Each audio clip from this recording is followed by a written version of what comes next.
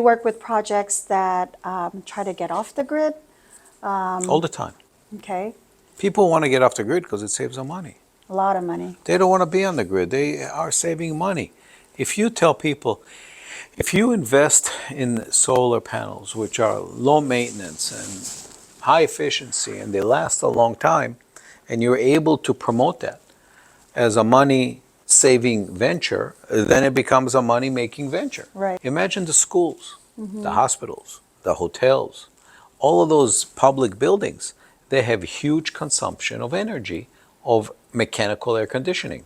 Yes, it's becoming more efficient. Yes, we're using it in a more sensitive.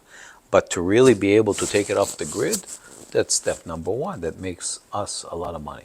So your firm provides that solution, but what are the other sustainable elements that you guys have in your designs? Solar and saving electricity is number one in money creating and value. Interesting. Secondary is water. Okay. We are sitting here in Florida on basically an aquifer that we can suck water from and filter it and or clean it and then return it back. Because what we do is we drink the water and then we sweat it or we pee it out on a daily basis. We all do it. I don't care whoever you are in watching this or in this room, or whether you're human or you're an animal or a mammal. That's what we do. And that's what we've always done. But what's interesting here is we have an opportunity to recycle it and take it back. We have an opportunity to take water and drink it and use it in a more clean fashion today. And we don't need to store it in plastic, or we just need to hold it temporarily for us to take a shower or for us to drink and then let it out of the system. And that kind of a thought process, which historically has always existed, you can look at, if you study the history of civilization, whether it's Greek or Roman, they had that infrastructure.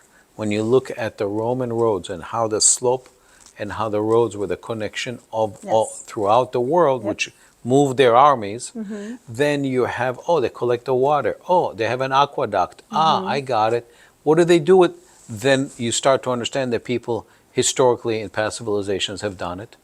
And then we are just recreating what people have done in the past in a more efficient, in a more energy efficient, in a more technologically advanced way.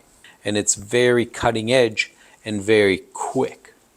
What I mean by that is that when we started to use steam engines for trains, or we started to use fossil fuels to burn coal to have heat, or we started to use oil and gas, it wasn't as efficient as the energy that we are consuming today with the technology and the speed that we have at our arsenal. And that is what I believe is the stepping stones for the next generation